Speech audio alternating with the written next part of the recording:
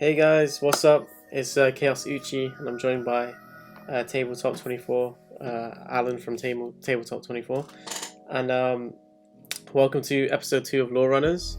Today we have some sort of kind of exciting news. I think some news that kind of went under the radar a little bit, so we wanted to shed some light on it. And yeah, I'll let Alan introduce himself again. Hello everyone, it's Alan, Tabletop 24. I'm just back off of a busy weekend streaming Flesh and Blood, and I'll be pick up a little bit about what relevance that is a little bit later, but we've got some big news that we're going to run through. Okay, so the big news is that basically I believe this is like a French sort of distributor site, kind of spoiled some stuff from set 2. So if you don't want spoilers, don't watch this bit, but you're going to find out eventually. So we have, obviously, set 2 is going to be known as chapter 2. That wasn't even confirmed for us. They could have gone, with the first chapter and not continued the chapter theme, but it looks like they are going to. We have a new treasure trove, so it looks like that will be a kind of staple for each set, sort of like an ETB from Pokemon, or I'm pretty sure Magic has like an equivalent as well. The gift bundle. Yeah, gift bundle. We have 2 new start decks. I'll touch on that in a minute, but I think it's very important that it's specifically 2 start decks as well. We have a discovery pack, which is a product that we haven't seen yet. We'll touch on that in a second as well. And then deck boxes, card protectors, playmats, all that good stuff. So the first thing I would like to talk about, to be honest, and I think it's quite interesting, is actually the new product, the discovery pack. So it's basically a booster box with 2 starter decks, but obviously with that it reflects a higher price margin as well. But I think that kind of it might start opening the doors for sort of more premium price products. I like that they're not. Obviously Lorcana is an expensive game. I would like it to be a lot cheaper for a wider audience. So I'm not gonna say anything bad on that, but I just would like. I think it's quite interesting if maybe we'll see something like collectors boosters, like what Magic does. If you get where I'm coming from with that, Alan. Yeah, could you imagine if they did a enchanted booster set where you've got sort of 50-60 cards that are enchanted and you only get 2 or 3 a pack? That would be crazy. I was thinking like more like everything's hollow, but in that enchanted like booster, you're guaranteed like 1 to 2, like the whole box, right? You're guaranteed like 1 to 2 enchanted, probably to make it worth it, 2 enchanted, if you get what I mean. Yeah. I think that's it. I think so. I'm probably going to get this wrong, and if anybody's actually listening from a Magic background, I think the collector's boosters, they tend to, everything's foil in them, so everything's will have a hollow in it, but they also guarantee at least 1 top level rarity in the foil. So yeah, I could see potentially a pack where you get a guaranteed enchanted. Definitely. I think that'll be really, really interesting for sure. I don't think it's out of the question as well. So I also think, but obviously sorry, go on. Sorry. We're summarising there, but I think let's focus on what we've got in front of us and what we know is coming. That discovery pack looks quite interesting. I just want to focus on that for a second. 24 booster packs. Now, one of the things I've banged on about for a couple of weeks now is the distribution of cards in the set. Now, I did get 2 booster boxes. I got a trove, starter decks. So my packs were kind of all over the place, but the pull rates were so odd out of everything. Do we think that's going to be 24 packs that would have been in a booster and hopefully give you some better distribution? I think that's a very good point, because actually what I was about to bring up was that I think the discovery pack potentially is a really good way to get into the game if you miss set 1. Because obviously you get 2 boosters, you get a booster box and you get 2 starter decks. So that's pretty much all you need. If you're a couple, if you're a family, I can really see sort of that product calling out to you, to get into the game. But like you're saying, if there's a bad distribution, especially amongst some of the rares. I think that could be a problem for sure. Yeah, and I can almost see, not necessarily an official OP way of doing it, but maybe stores that might do it, where you get the 2 starter decks and this booster box, and you can enter into a tournament, and you register everything, and maybe do it as part of their league, so that you can modify your decks. I mean, there's a little bit of pack luck in there, probably, but at the same point, I think maybe there's something to be said for sort of kitchen table play. And I think a lot of people at the minute, because of the scarcity of getting products and the pricing, and I know we'll come back to touch on that a little bit later, but it gives people a way that they can do a contained pool, almost like a draft cube.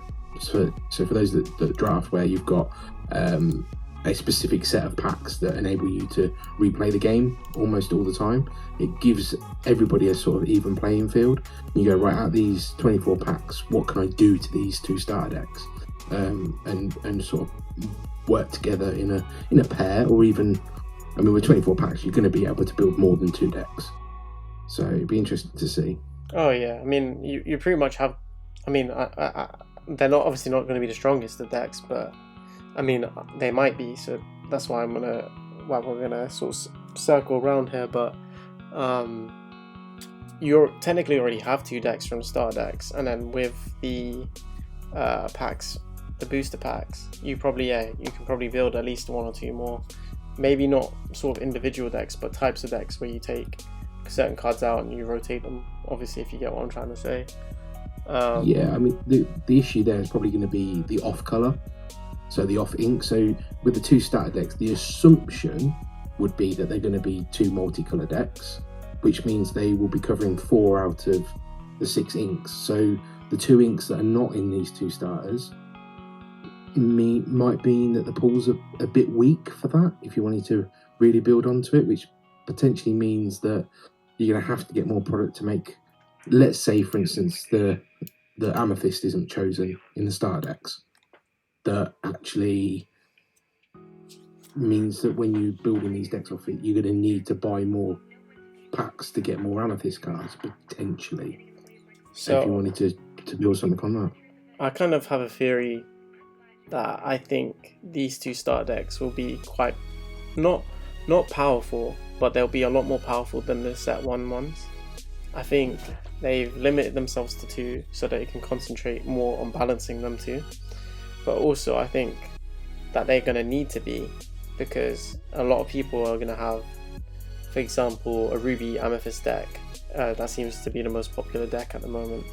A bunch of people will have that from set 1, and then trying to compete against that with, a starter deck on par with the first chapter. I feel like maybe I'm just sort of being hopeful here, but I feel like these might be slightly stronger starter decks than normal. So let's talk about what the purpose of a starter deck is.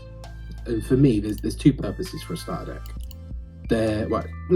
Let's say there's 3. I always get my list wrong. The first one's card variety, giving everybody a bit of a base to build off of. So if we look at like the Bandai way of doing it, where you get specific cards that are in the starters. Now, we touched on that on episode 1, that we don't want that to be a thing. We actually really like the fact that any card in the starter can be in a pack, which is quite nice. But it's getting somebody a collection started, which is good. It gets you a playable it gets you a playable deck, something that you can build off of, something that you can improve, you can change. But the third one, and I think this is what we are going to see with Lorcana, focusing on the fact that they've already stated that Floodborn and Dreamborn characters are going to become more important, that the mechanics are going to change. Every TCG I've ever seen, set 1's always the most basic form of how things work. They'll add a little bit of complexity, so keywords like rush or evasive. But the next set, what's that going to add? Now, I can't see them changing anything massively, but let's say they bring in another keyword that's, I mean, we've got a lot of broad keywords as it is, but let's say shift wasn't a thing in set 1 and they brought in shift in set 2. those starter decks will have shift cards in them because they want to show off their new mechanic. They want people to get to grips with it before they end up going into the deck building pool. Okay. I think that's what's going to be very key here, is to see what new mechanics are going to come out and showcasing them in them starter decks. I couldn't agree more, and to be honest with you, I definitely think that's correct. Well, I also think that what correlates and supports your argument, well, not your argument, but what you're trying to explain here is that if you look at the sort of characters that were revealed on the products as well, so we have 4 characters that we know that products will be, in terms of accessories, so sleeves, deck boxes, are going to revolve around. So we have Winnie the Pooh, we have Mulan, we have Beauty and the Beast, and we have the characters from Raya and the Last Dragon. So you have 2 colors that are from each starter deck, and then you also have 4 characters. So it's kind of weird how, I mean, I'm not going to say that these characters are going to be in the starter deck and that's going to be the 2 sort of combination colors, but I also think that these characters will also have new abilities that are being showcased in set 2, if you get what I'm trying to say. Yeah, absolutely. You're gonna see those things coming back out, and you're gonna see that color. I mean, what will be interesting to see what inks these characters align to. Now, I'm not saying that we're gonna see our starter deck being Sisu and Mulan and Winnie the Pooh and the Beast, like we've seen, for instance. I'm gonna get this around the wrong way, but Moana and Mickey being in one of the starter decks. Is whether they'll align to that. But the products that they had released for the deck boxes and the portfolios weren't the main characters of those starter decks. So it'll be interesting to see what they do choose to be their front-running characters. And if actually that we do see potentially a Sisu and the Beast. So they're mixing up those products to make sure that they're maximising their sales of those products as well. Yeah, and I agree. Also, I mean, like, actually, you just reminded me quickly, but it's just quickly worth noting, there isn't a second set of portfolios here, so if you are looking at grabbing a first set one, that's probably a good idea. The second thing I just wanted to say is these 4 characters are actually quite important, because if you look at the deck boxes and sort of things that exist already, so you have Winnie, so you have Elsa, you have Captain Hook, you have Mickey Mouse, and you have I feel like I'm forgetting something, Maui from Moana and Maleficent and sort of stuff like that. And all of those characters, even though they're in the first set, Elsa has so many different versions of herself in the first set. So does Captain Hook. So I feel like we're probably going to see multiple Winnie the Poohs. We're going to see probably multiple Mulan. I think we'll get a shift Mulan for sure. I think we'll get I do think we might get a purple one, just because there's a Amethyst card. I think it's one of Mulan's songs that in Amethyst. Reflections. Yeah, that's it. Yes, Reflections. I think it lets you look at the top couple cards of your deck and stack it in a way that is beneficial to you. But I do think we'll probably see a purple Mulan because of that.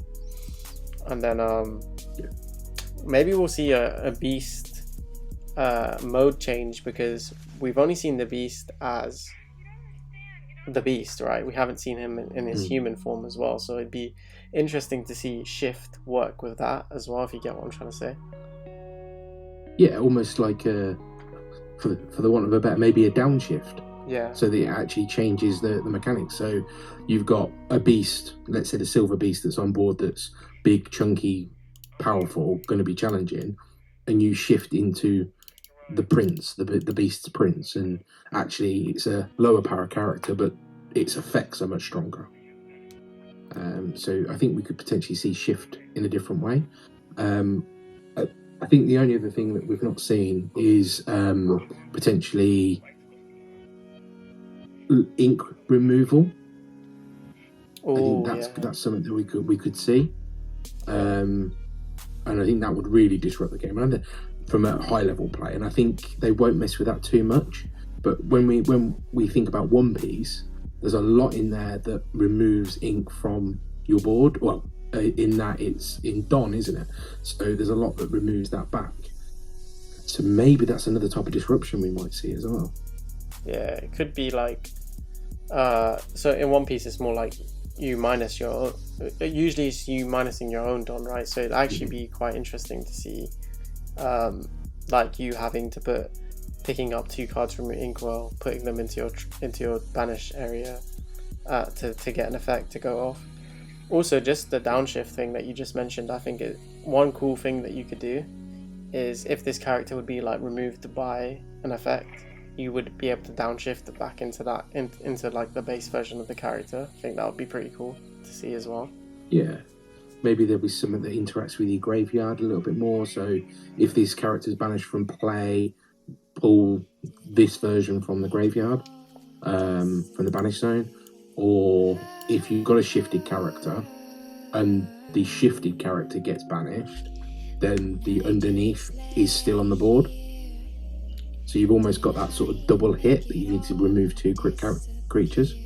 And I could see that potentially being a way to protect from things like Be Prepared, where actually we just banish that top line and there's still going to be cards underneath. So I can see that there's possibly a little bit more space in that area, but there's a lot of speculation in that conversation. Oh yeah, I mean we're fully just speculating, but I think that's sort of the fun thing about getting news like this. And obviously you start thinking about, you see Winnie the Pooh, you already think that we have Tigger, then you start thinking about, Eeyore and like other characters that come into the set. And then so it is very interesting. But yeah, I mean, like, I think this is quite good news. I think that also the range of products that they're willing to put out for set 2 shows that they're confident as well. Like, if you weren't confident in your game, you're not going to release accessories as well, if you get what I'm trying to say. So no, exactly. And let's look at the distribution on this. We've outwardly said that distribution was a miss for set 1. It has been, but we kind of accept that with some TCGs. We shouldn't, but we kind of do. Most TCGs that are in popular demand miss on the distribution of this. They already had set 2 ready. Okay, that they must have been printing this now for them to get here for November. So that shows that they are confident in this game. Maybe they waited for the release weekend to go, right, yeah, no, we need to push the button on this. But that's only a 3-month turnaround between set 1 and set 2. I agree. Also, just to touch on that, yeah, like they are definitely already designing these cards in advance. I mean, hopefully we get to actually see that, as in, like, the sort of thing that we just mentioned with Reflections being a purple card, but there's no purple Mulan characters. So potentially that's like sort of building into the next chapters. But they've already announced themselves that the early release for LGS stores, they're going to be doing that all the way up to set 6. So they've already announced that. That's something that's like confirmed already, which is quite crazy to think about, when I'm pretty sure they announced that before even set 1 came out.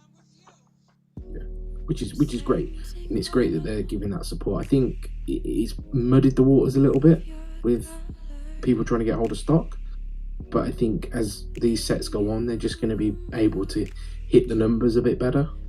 Me and you had this conversation about whether Ravensburger actually had the capital to produce the volume that was going to be required and take the risk on it. I think now they've potentially sold through set 1 and hitting a reprint button, that actually they're going to have more capital to be able to send out more boxes. So hopefully distribution on future sets is going to be a lot bigger, and we're going to start to see the right amount in the market.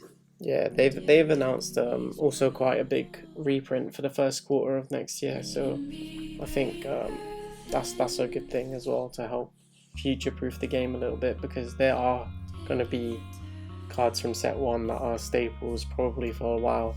Things like Be Prepared, I don't see, unless you make Be Prepared cost less, I don't see how that's not a card that you always run in a Ruby deck, for example.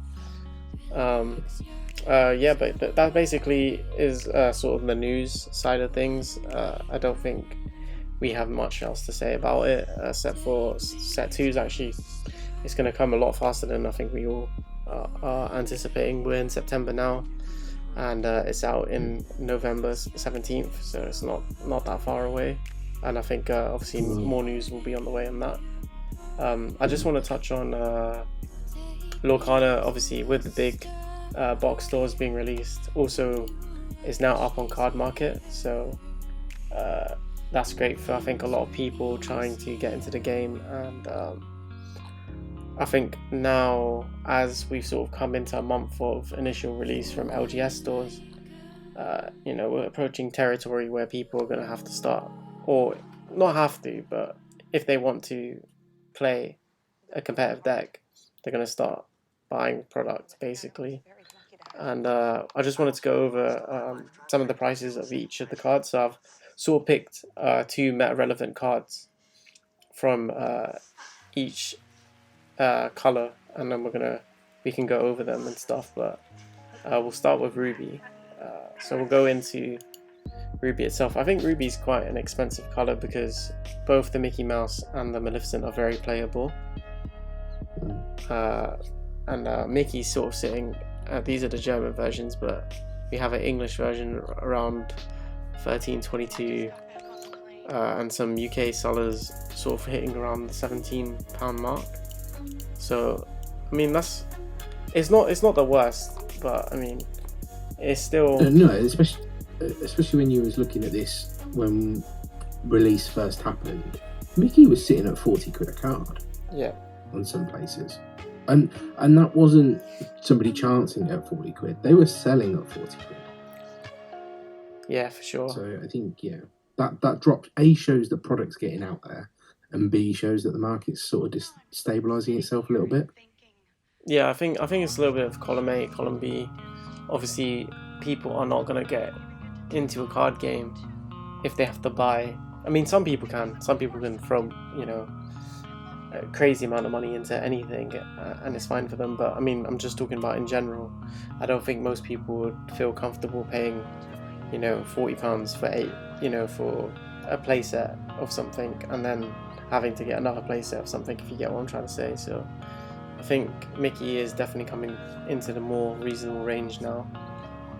We'll move on to Maleficent. So I think Maleficent's still sitting at £23 ish. I think that's not a bad price. I think it's gonna be higher than Mickey, because this is typically sort of run as a 3 or 4 of in the decks that we're seeing at the moment. Obviously that's subject to change, but I think that's sort of why it's at that price level, if you get where I'm coming from on that. Yeah, absolutely. I think a lot of people have been running multiple copies of it. It is an expensive card, but it's the fact that it's got the banish on play. It's still doing lore. It's a big body. It's going to be those cards that you're going to want to see, and it's inkable. So even if you pull one open in hand, you're still going to sit there and go, "That's not a bad thing. I'm either going to build to it, or I'm going to ink it when I need to."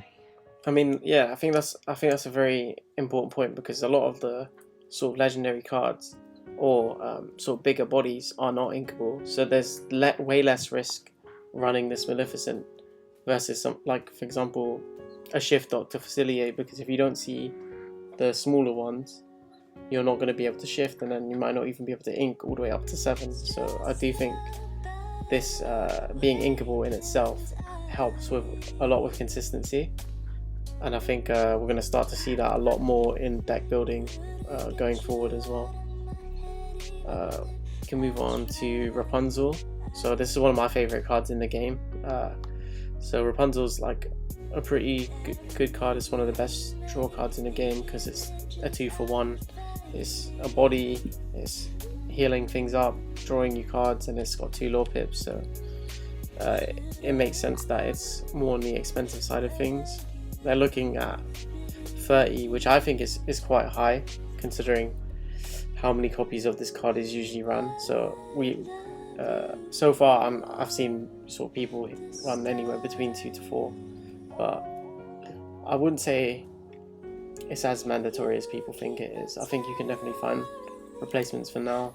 Obviously it's good, and that the price reflects that as well. You're probably paying a little bit of waifu tax on that as well, so Yeah, there is that, and I think when I've run this and I've played it in some decks, that it's conditional draw, so you find yourself holding it until you're ready to play it, and that moment might not come, because we touched on this a little bit in episode 1, where people are making trades with the challenges. There's very little direct damage that's not killing something, so people will fire the cannons and then grab your swords to kill a board or kill a specific character. It's very rare you are going to sit there and find yourself with 3 damage on one character that's not then probably going to be gone. So I think, that it's clunky to get the draw off, but still 4 costs for 2 lore, not too bad. Yeah, I mean, I pretty much couldn't agree more. I think it is in terms of how sort of the meta game works and how people try to trade into characters you want to trade favorably. So, i.e., you sort of, the only time I can really see this sort of being in play is when you've just hit into a character, you've survived, and then you heal it up.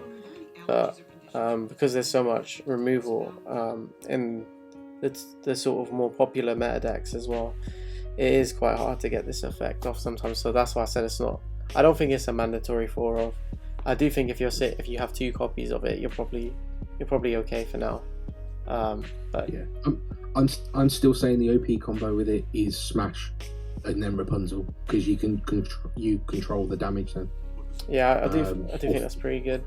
I've got a little funny one as well. So I've been using Cheshire Cat to swing into things because it doesn't do any damage to anything, and then it just takes like 2 damage, and then I just play Rapunzel to heal it back up to full health. So it's nice. Pretty funny. We'll move over to so this is actually quite a surprising card. So Leela, she's a 1 cost, not inkable, 1 health, 1 power, and he has 2 lore pips on the side. This card is blowing up in price like crazy, and I think the Amber is the catalyst for most of the aggro decks. But I know this is going to sound weird to say, I think there's actually quite a low pull rate on Leelos. I got 1. I opened 65 packs and I got 1. Yeah, I definitely think this has been I don't think intentionally, bear in mind, but I do think this has been accidentally short printed. I'll show you why in a minute, because I have something very, very good to compare this to. But I hate to say it, do not sell your Leelos. If just keep them, because if you want to ever play Amber, this card unless there's like until the reprints sort of come out, this card is not going to do anything besides go up. We've already seen the second wave of sort of product being open from big box distributors, and it's still sitting pretty. This card costs more than the super rare Rockstar Stitch. Don't you think that's crazy? Yeah. That's the bit, isn't it? It's kind of, you sit there and you go, it's the engine to a lot of things, and it's an early game step. So obviously the big thing people are going to do, and it's the go-to play, isn't it? It's turn 1 Lilo, turn 2 Simba, and you're away, aren't you? Yeah, and exactly. That's potentially you could be potentially 4 lore up before somebody can deal with it, and there's not much low cost removal. You could have a fire cannons, you could potentially have something that's gonna deal some damage, but yeah, it's putting that Simba out then gives her a bit of protection, and if you lose her turn 3, fine, she's giving you 4 lore. She costs 1 for you to play. You've done nothing but profit off of that. Even if you lose her turn 2, you've still gained 2 lore off of her. You know, that's 10% of your sort of win condition. So she's done like her job massively. And let's not lie, late game multiples of these with a Rockstar Stitch gets you your draw, drops a 1 cost body on the field, and unless you've got whole board removal in the form of grab your swords or be prepared, you're going to get at least 2, 3, 2, 4, 6 more off of her. and I can genuinely see this being a combo pick for Hades. Yeah. Now, there's possibly better targets for 4-drop Hades than this, bringing it back out of the graveyard. But well, I mean, you have to be honest, you have a really good point, because typically with this type of deck, you're not really sitting at more than 6 in your Inkwell, for example, right? So a really good turn 5 play would just be play Hades, pick up Lilo, play Lilo. Yeah. So like, I think that's really worth mentioning, to be honest. Actually, turn 4, the turn 4 play is play Hades. The turn 5 play is shift Stitch, play Lilo. Yeah. And you instantly get in the draw, and your engine's starting. Yeah. Anyway, that's a lot more on the meta game than it is selling cards. So. It is fun. That is a pretty disgusting engine. We'll move over to Sapphire now. So we have Bell, Strange but Special. So this card I slept on so hard. It is actually so good. It's such a good card. So shout outs to Sam, but he's on the Pepsi build. So red blue, and man, being able to control board, being able to build up to be able to get 10 in your Inkwell, and her questing for 5 is so crazy. That's literally a quarter of your win condition just in one turn, just from one character alone. I think this card is not necessarily as good or as necessary as it is now, but I can definitely see this card getting more and more broken as sets come out, if you get where I'm coming from on that. Absolutely. I mean, the conditional gain on here is having 10 or more in your Inkwell. Now, set 1, you're going to be using cards like Mickey, Ramatala, let's get some ramp in there as well. But as soon as you've got a couple more options to that, you could literally run 12 ramp cards and 4 bells, and that's your win con. Yeah, honestly. I think it's also worth mentioning this. I think people are starting to see the value of this card, because I mean, I had to buy my playset of this. Technically, I've got 5 because of my enchanted one, but I'm probably just gonna keep her in the good old top loader. But when I bought my bells, I managed to get them for around 15 each. So the fact that they've gone nothing, like they haven't even come down in price, if anything they've gone up, is I think is speaking about the potential of this card. And I definitely think this is one to keep an eye on for future sets for sure, because 4 cost is not a lot for what she's doing as well. No, exactly, and you cannot underestimate their ability, straight up printed on her, that adding that extra ink card. So she's self-propelling to her win con. There's not many cards out there that on their own are their own win con. Now, you can argue the Taylor Mickey is its own win con because it's got just 4 straight printed lore and it's evasive. And that drops down. You've either got to be banishing it or doing something special to get rid of it. Similarly here, she's propelling to her own win con. And yeah, that's value. Yeah, for sure. I mean, I think this color combo works well with either purple or ruby, and I think ruby because you get to ramp quicker up into those cards like Be Prepared, and then purple because you're able to actually have, so a lot of the time you're not able to use Bell because you don't have inkable cards in your hand, or you just don't have enough cards in your hand. So with the purple combination with blue, you're able to actually draw a lot, so you always have something to put in your Inkwell, if you get where I'm coming from on that. Yeah, definitely. I think why she's so strong as well is because you can play this turn 4, then you can play Aurora turn 5, so you have a way of keeping her alive as well. So it's not like she's susceptible to targeted removal straight away. Yeah, as we see players getting more reps into these games, that's going to be a card you drop turn 4 and you don't touch, you just leave it there. Yep. And their only way to deal with it is to use their removal. So for sure. We'll move on to Hades Infernal Schema. So I think this card's really good. This is a card I think I underestimated. Basically, on play, it has the ability of Let It Go, so it puts a character into their player's inkwell.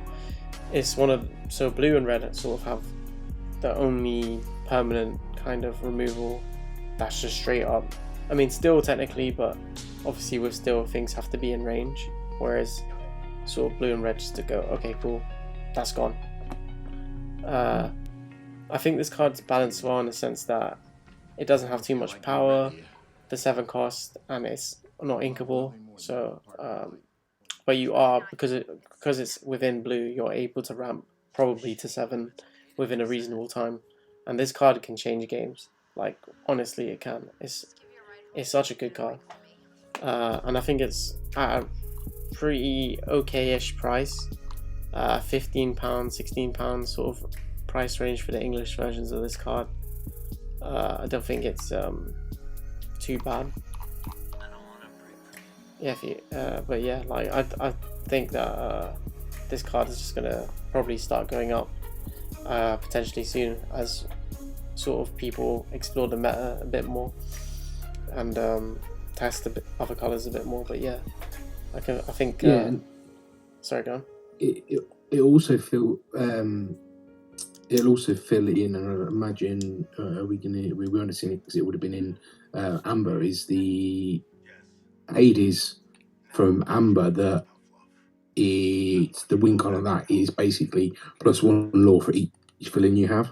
So it fulfills that need as well. Yeah, I mean, I think it's pretty funny that Sapphire and Amber have a lot of synergy with types, because there's a lot of princesses in both, and there's I don't know if there's a lot of villains in both, but I know that obviously just off the top of my head you have Hades and you have Scar in Sapphire, so it is pretty interesting. So we'll move on to green or emerald. So Cusco is one of the sort of strongest green cards of the set. I was also thinking to myself when I was just looking at these cards that I mean, besides legendaries, that emerald is actually one of the cheaper colors to play, because this is one of the best cards in emerald, and it's like around the £5 mark. Obviously, I think that's to reflect its rarity, which is just a rare. But I mean, Lilo costs more than Cusco, so yeah. I think the other thing is this is going to really push your opponent to deal with it, isn't it? Because he's just going to sit on board. He's going to quest for 3. He's got the wards, so you can't do targeted removal. You're going to have to challenge into it. Yeah, I mean, this is so for me. Typically, what I'm doing, maybe I shouldn't be giving away all my plays, but I'll kind of bait my opponent into a be prepared, so force them to have to use it. And as soon as they use it, I slap Cusco down and just sort of wait and just keep questing with Cusco, because he has a ward, so unless they're going to use another be prepared on just a single character, they won't be able to get rid of him. And then also, he has no touchy, so if they play a Maui, he's taking it out with him as well, and if not, he's just questing for free. So it's actually quite an annoying character to deal with. So I think this card is probably going to go up in price as people sort of start to gravitate again throughout different colors and stuff. But yeah, I think it's not too badly priced right now, considering the Lilo as well. So obviously, if you can get it for cheaper, you should be able to. I don't think £5 for a rare is good in any TCG. I think it should probably be more around the maybe £3 max, £2 sort of range, but because of the product drought, this is sort of the prices that we're seeing at the moment. So we'll move on to John Silver. So he's a legendary. He's actually not being so this is actually quite an interesting pick for me. So I mean, I've been playing a lot of Emerald at the moment. I think it's probably the color I've sort of found myself enjoying the most so far. So to counter the sort of turbo decks, I was running Jasper, but when looking at the stat line of this character, I mean, I think he's pretty good. He's a 5/5, so he can kind of deal with bigger bodies, and also he's not really weak to being attacked into. he also has the ability to pick your fights. So when you play this character, whenever he quests, chosen opposing character gains reckless. So he is kind of just a bigger Jasper, if you get where I'm coming from on that. So you're questing for 2, making one of your opponents have to crash into your stuff, and that can be something like, potentially a bodyguard on your opponent's side that you don't really want to deal with, and you can sort of quest and make them crash into something on your side. It could be it could just be something that's really annoying that's questing for a lot. Something like Moana, for example, 5 cost to play, 1 power, 6 health. So if she's attacking into your characters with 1 power, she's probably not really doing too much damage, if you get what I'm trying to say with that. So I think it's good for running disturbance in like mirror matches of the turbo decks, or if you're just trying to pick something to slow turbo decks down. Yeah, absolutely. You're making your opponent do something that they don't want to do, and I think that's the great form of disruption. Yeah, I think again, like once we have time to explore, I can see things like that becoming more meta relevant. So I brought this Maleficent up because it has the exact same stat line as the Lilo, and I think it's really funny that the price difference is so dramatic between her and Lilo. So she's currently sitting at sort of £3, £4 kind of range, whereas like Lilo is almost double her price, even though the on paper they're the exact same card, just in different colors. I've actually seen people running purple and yellow together just to run both Lilo and Maleficent, because obviously it gives you more chances to do sort of this one cost 2 lore pip and play Simba second turn. So but I just think I just brought it up because I thought it was a funny talking point. It's so much cheaper than the Lilo is. Shows you how good. Do we think that's because you've got, is it the 3-drop Maleficent, the draw card, or do we think that's because Lilo's feeding the Rockstar engine? I think Lilo is the price she is because Simba exists. I think if Simba didn't exist, even with the Rockstar engine, I think Lilo would still be more expensive, but the fact that you can just keep her alive for a while is what's like so good about her, if you get what I'm trying to say. Yeah. But yeah, we can move on to Elsa. So Elsa's just doing bits. She is a really, really, really strong card. She's shiftable. To be honest, most people don't even ever shift into her, which in a weird way I feel like shows you how strong she is, because paying her for 8, she's really putting in work. She suspends 2 of your opponent's characters, and they can't do anything for the next turn pretty much. And she quests for free. Is such a good late game card. It's so good at controlling the board. There's almost no downsides to playing this character besides that she's not inkable, and I think obviously combined with the popularity of the character and the waifu tax, I think that's kind of why she's being raised up. Also, red is sort of the most popular meta deck at the moment, so I think that's why the card is where it's at. But yeah, I just wanted to clarify something, so I've just looked it up. She's also the only shiftable legendary. Oh, that's true. Which is quite important. I think. Yeah, I would say so, because shift is quite a big ability. So I mean, for sure, I can see why. I can see that being key as well. And then even like the free cost Elsa's really, really good. It has good synergies with Aladdin as well, so you can suspend something to swing in over with big Aladdin with. So I mean, like, there's almost no downsides. She is like pretty expensive, but I mean, I think we all know why. So she's putting in work herself. So now we're on to Still. So this is the last 2 cards.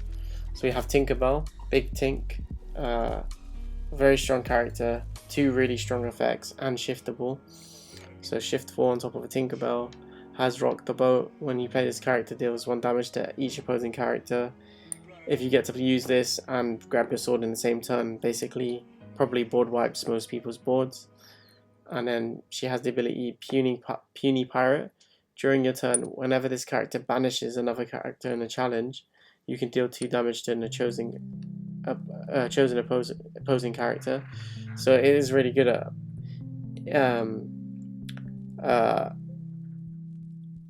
if she does go out, or if you do want to swing over something, it's kind of like a 2-for-1 a lot of the time. I think she's pretty much no downsides to playing her. Yeah, it's just doing all that work that one of the things that we're going to see in the game as a whole is, we've mentioned it, is those good traits. And actually, she could trade 2 or 3 characters at a time. So let's look at that from a different point. Let's say you've got Tink on the board. You shift into her. You do 1 damage to each opposing character. She's then available to challenge into somebody that's then doing 2 damage to a different character. That's 3 damage to a different character, essentially, because she's come in for 1 and then done another 3. Yeah. And that's before she's even done anything else.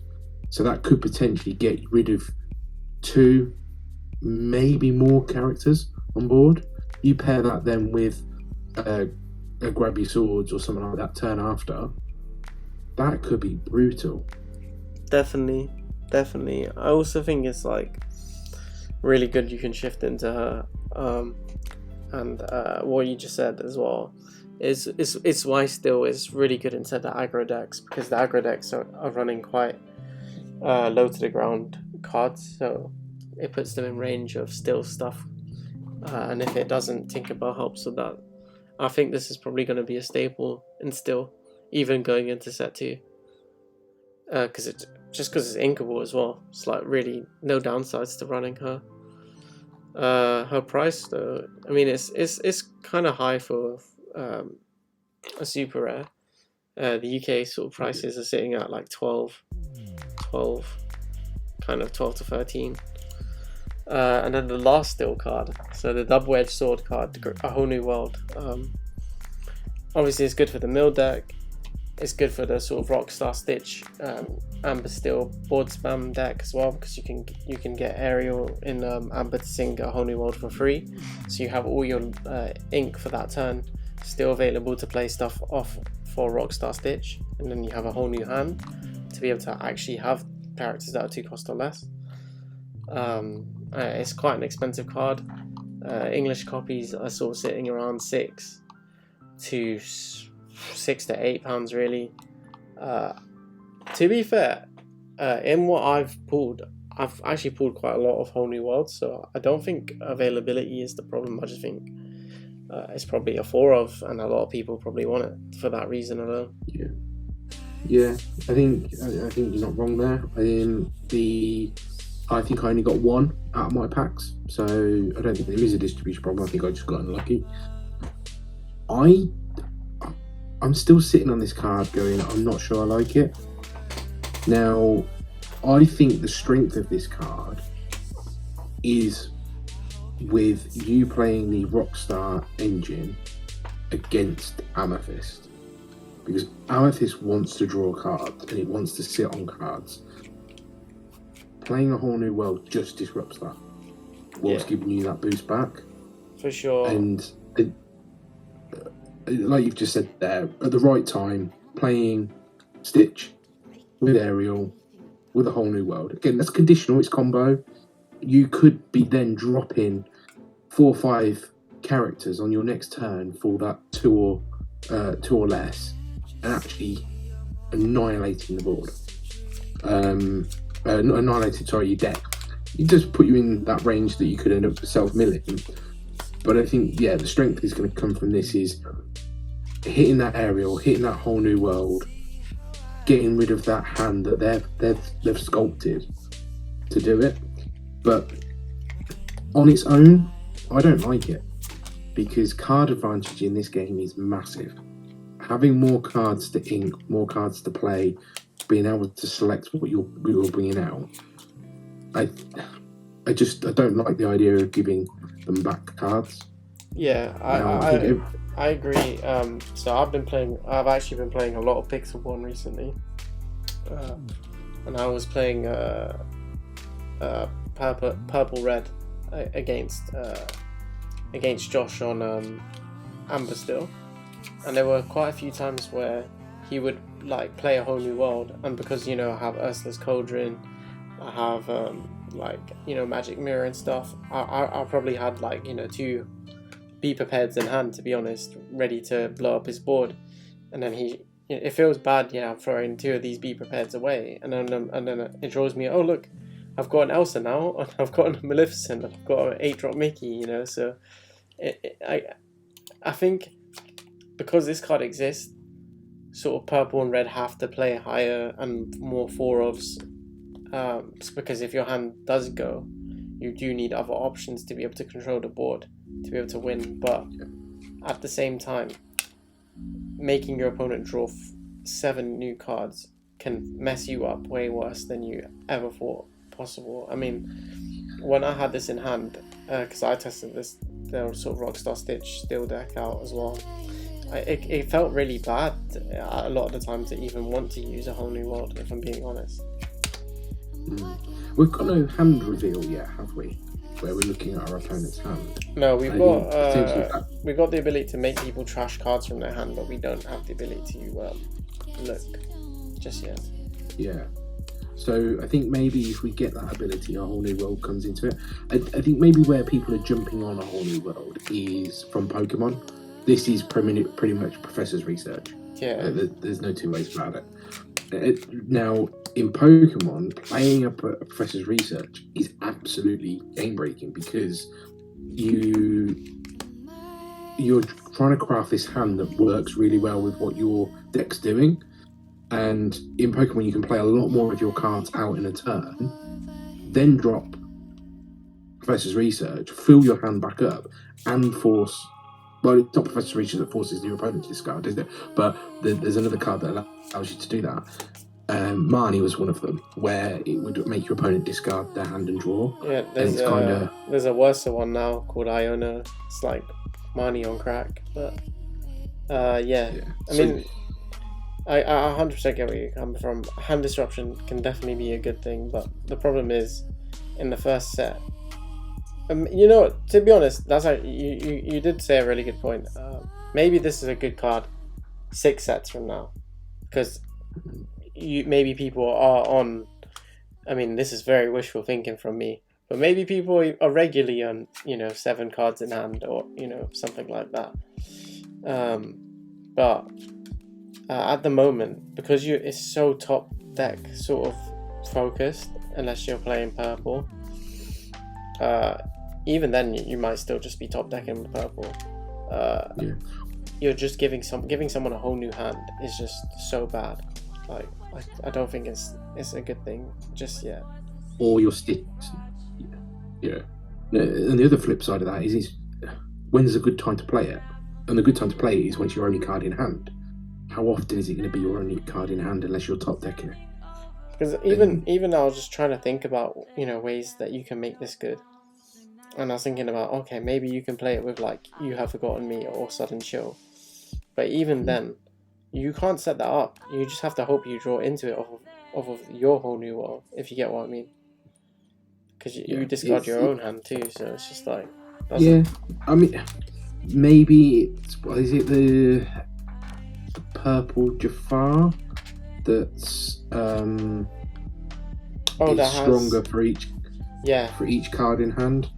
Keeper of Secrets gets +1 attack for each card in hand, but it starts on 0 attack. So, I mean, 7 power is still pretty big, to be fair, but 7 power is big. It's going to deal with most things in the game, and the likelihood is you then may get if you're playing steel, you're going to potentially pull out a Fire the Cannons on top. So it could be something that gets rid of the likes of Maleficent or Elsa or Ursula.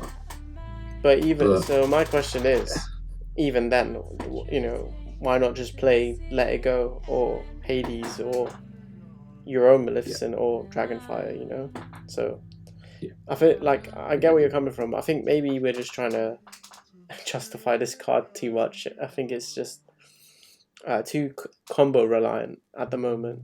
I think it only works with Rockstar Stitch. Even then, if you're playing against Ruby, you're probably kissing your board goodbye. So it's just you've got to be, unless you've seen 2 Be Prepareds go for whatever reason. Obviously they can't ink Be Prepared, so it's going to sit in their hand. I mean, your only other hope is that you clog their hand with it and they don't end up getting to 7 ink. That's the only other thing I can think of, especially if they're running these 1-drop Maleficents, because there's quite a few non-inkables in the red Amethyst deck. So, but then that's such a chance. And in top end TCG, if we get to a competitive point on this, there's a lot gets you so far, but you've got to be able to know what you're doing, and letting your opponent draw 7 random cards off the top of their deck, unless you've got situational, right, 3 Be Prepareds are in the bin, they're only on 5 ink, whatever. I think it's rough. I think the main purpose of A Whole New World in this meta at the moment is just going to be mill. I think that's still a viable win con, but I think it is just going to be mill. Yeah, I think you're right. I think it's pretty much where we're at. But yeah, I mean, so that's all the sort of prices and the news that we've sort of covered today. I think we've done quite a good job of going into detail with everything, and I think I'm actually pretty excited for set 2, if I'm really honest. I don't know if it's because I've been playing a lot of Pixelborn, but I do feel like I've played a lot of this set already. So I think in a weird way that's good, because now I get the excitement of being able to play those decks in person at our locals, and then getting that second wave of rush again. But yeah, no, I'm really hyped for set 2. I'm really excited to go over everything with you and the boys. But yeah, thanks for watching. It's gonna be a good one. Thanks for watching, guys. Thank you for joining me, Alan. I really appreciate it. And we'll probably catch everyone on the next one. See you. Take care, everyone. Bye.